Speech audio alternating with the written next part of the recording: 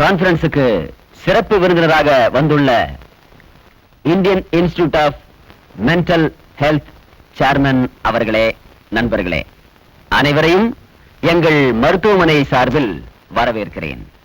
ஒரு மனித பிறவிக்கு ஏற்படுகிற கொடுமையான நோய் மனநோய் தான். கேன்சர் நோய் இருப்பது மனிதனுக்கு தெரியும். இன்று உலகையே பயமுறுத்திக் கொண்டிருக்கும் எய்ட்ஸ் நோயை பற்றி கூட மனிதனுக்கு தெரியும். மனிதன் செய்யக்கூடிய தவறினால் வரக்கூடிய நோய் எய்ட்ஸ். இப்படிப்பட்ட பலவித நோய்களை பற்றி மனிதனுக்கு புலப்படும். ஆனால் அவனுடைய 6வது அறிவுக்கு புலப்படாமல் இருக்கும் ஒரே வியாதி மனோவியாதி தான். இதற்கு காரணங்கள் மனித உறவில் ஏற்படக்கூடிய பிரச்சனைகளே. இத்தகைய மனவியாதியிலிருந்து மக்களை விடுவிக்க நமது இந்த கருத்தரங்கம் நல்ல கருத்துக்களை தரும் என்று நான் நம்புகிறேன். Thank you. Thank you. Dear friends, I welcome you all as a delegates in the conference. மனநோய் மருத்துவத்தை பத்தி, சிகிச்சை முறையை பத்தி நாம் ஆராய வந்திருக்கோம். இந்த நேரத்துல அந்த சிகிச்சையில சில மாற்றங்களை நாம் உண்டு பண்ண வேண்டும். இந்த சமுதாயத்துல பாருங்க, மனநோய், மனநோயாளிகள் மேலும் மேலும் பெருகிக் கொண்டே வருகிறார்கள். அதற்கு நாம் என்ன சிகிச்சை செய்ய போகிறோம் என்பதை குறித்து உங்களது மேலான கருத்துக்களை வழங்க வேண்டும் என்று கேட்டுக்கொண்டு அமர்கிறேன். நன்றி, வணக்கம். மருத்துவ முறையில இதுவரைக்கும் நான் ஒண்ணும் பெருசா சாதிக்கல. அதனால சொல்ல போற கருத்துக்களை அதிக பிரசங்கத்தனமா இருந்தா எல்லாரும் என்ன மன்னிச்சிடுங்க. பொதுவா நம்ம நாட்டுல இருக்கிற இன்றைய சூழ்நிலையில மனோவியாதிகள் அதிகமா பெருகிறதுக்கு வாய்ப்புகள் இருக்கு. எப்படி சொல்றீங்க? வயிற்று பசிய போக்க எப்படி நம்ம திட்டம் தீட்டுறோமோ அதே மாதிரி மனுஷனுக்கு மற்றொரு பசி இருக்கு. What do you say? காம பசி. இதுக்கு முதல்ல நம்ம ஒரு தீர்வு காணணும். நம்ம ஹாஸ்பிட்டல்ல ஆஷான்னு ஒரு டீனேஜ் பொண்ணுக்கு ஏற்பட்ட அவல நிலைய உதாரணமா சொல்ல விரும்புறேன். 12 வயசு ஆன உடனே ஒரு பொண்ணுக்கு செக்ஸ் ஹார்மோன்ஸ் அதிகமா உற்பத்தி ஆகுது. அதனால அவ ஒரு ஆண் துணையை தேடுறா. அதே மாதிரி ஆணும் பெண்ணை தேடுறான். பள்ளிக்கூடங்கள்ல செக்ஸ் எஜுகேஷன் இருந்திருந்தா ஆஷா மாதிரியான இளம் பெண்கள் மனநோயாளியா மாறி இருக்க மாட்டாங்க. இந்த யோசனைய மும்முரமா செயல்படுத்ததானே நான் முயற்சி பண்ணிட்டு இருக்கோம். பள்ளிக்கூடத்துல செக்ஸ் எஜுகேஷன் சேர்க்கணும்னு டாக்டர் ரேகா சொன்னாங்க. அதை நான் வரவேற்கிறேன். படிக்கிற வயசுல மன உறுதியை உருவாக்க, கட்டுப்படுத்த நம்ம முன்னோர்கள் கண்டுபிடிச்ச ஒரு வழி இருக்கு. என்ன வழி? தியானம். தியான வகுப்புகள் மற்றும் உடற்பயிற்சி, யோகாசன வகுப்புகளை பள்ளிக்கூடங்களை கட்டாய பாடங்களா புகுத்தணும். தியானத்தை சரிவர உணர்ந்தா காமப்பசி அழிக்க முடியும். காமப்பசிங்கிற கொடிய நோயை அழிக்காட்டா HIV உயிர்கொல்லி வைரஸ் மனுஷன் அழிச்சிடும். மேற்கத்திய நாடுகளில் சில பேர் சிறு வயதிலேயே போதை கடுமையாகி விடுகிறார்கள். ஷீலா என்ற இந்த அபலை பெண்ணும் இப்படி மனநோயாளி ஆனவள் தான். கற்பழிப்பு, கொலை நடக்க காரணமே காமம் தான் என பத்திரிகைகளில் வரும் செய்திகள் சொல்கின்றன. காம அரக்கனிடமிருந்து நாம் நம்முடைய சந்ததிகளையாவது எப்படியாவது காப்பாற்ற வேண்டும். நம் நாட்டில் எத்தனையோ வித திருமணங்களை அரசு அனுமதித்திருக்கிறது, பிரச்சாரமும் செய்திருக்கிறது. ஆனால் மனநோயிலிருந்து விடுபட்ட பெண்ணையோ ஆணையோ திருமணம் செய்து கொள்ள யாரும் முன் வந்ததில்லை.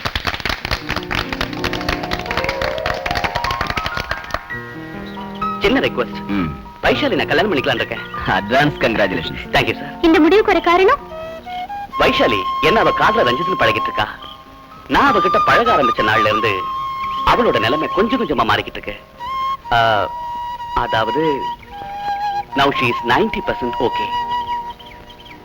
இப்ப இந்த நேரத்துல நான் அவளை விட்டு பிரிஞ்சிட்டா அவளோட மனநிலை பழைய நிலைமைக்கு போறதுக்கு வாய்ப்பு இருக்கு. உண்மையிலேயே நான் அவளை கல்யாணம் பண்ணிட்டா அதை விட சந்தோஷம் வைஷாலிக்கு வேற எதுவும் இருக்காதுன்னு நினைக்கிறேன். உங்களையே தான் வருங்கால கணவனாக நம்பி கனவு கோட்டை கட்டிருக்கிறா ரேகா. அந்த கோட்டையெல்லாம் இடிஞ்சு ரொம்ப நாளாச்சு டாக்டர்.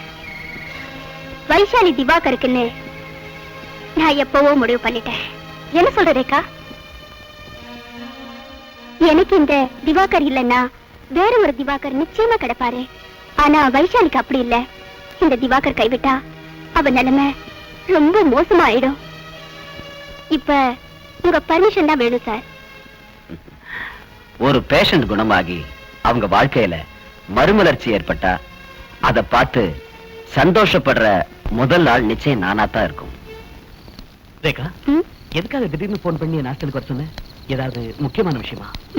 திவாகர், உங்க இந்த முடிவுக்கு என் இதிலிருந்து வாழ்த்துக்கள் சொல்லத்தான் வைஷாலி வாழ்க்கையில அணைஞ்சு போன விளக்கை ஏத்தி வைக்க நான் முன் வந்ததுல தப்பு இல்லைன்னு நினைக்கிறேன். Let us sit here. இந்த நேரத்துல நான் உங்களை இங்க வர சொன்னதே உங்ககிட்ட மன்னிப்பு கேட்கணுங்கிற ஒரே ஒரு காரணம் தான். சேச்சே, அப்படிலாம் சொல்லக்கூடாது ரேகா. உனக்கு ஒரு நல்ல கணவர் அமையணும். அதை விட பேரும் புகழும் உள்ள ஒரு நல்ல மனநல மருத்துவராகணும். அதான் என்னோட ஆசை. நம்ம ஒண்ணு நினைக்கிறோம், கடவுள் ஒண்ணு நினைக்கிறாரு. அதுக்கு பேர் தான் விதி. That's all right. நான் புறப்படுறேன். பாய்.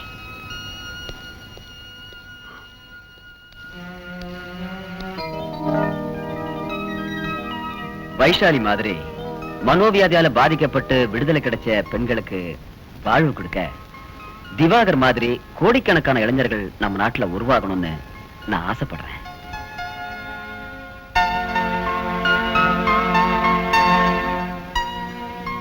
என்ன சார், உங்களுக்கு பூர்ண சம்மதம் தானே? பரிபூர்ண சம்மதம்.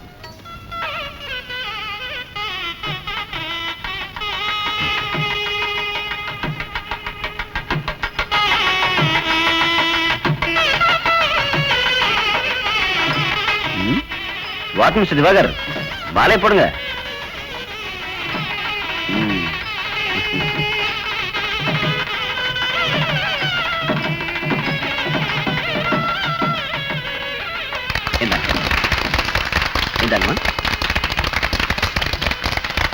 கங்க்ராச்சுலேஷன். Thank you sir. ஒரு வேண்டுகோள், என் மகளை போல கலங்க மட்டும் எவ்வளவு இளம் பெண்கள் இந்த மருத்துவமனையில் இருக்காங்க. அவங்களுக்கு ஒரு நல்ல வாழ்க்கை அமையன்னு நினைச்சுதான் நான் தரும் இந்த சிறு அன்பளிப்பு 50,000 கேஷ் செக் என் மகளிடமிருந்து நீங்க பெற்றுக்கொள்ளணும்னு விரும்புறேன். தேங்க்யூ. பெரியவங்க கிட்ட ஆசீர்வாதம் வாங்கிக்கலாம். நல்லா இருங்க.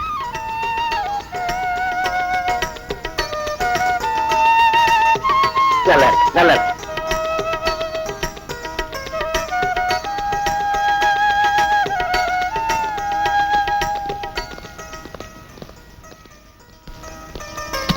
வரேன் டாக்டர்.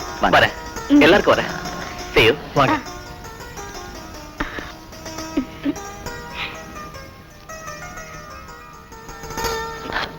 போயிட்டு வாங்க.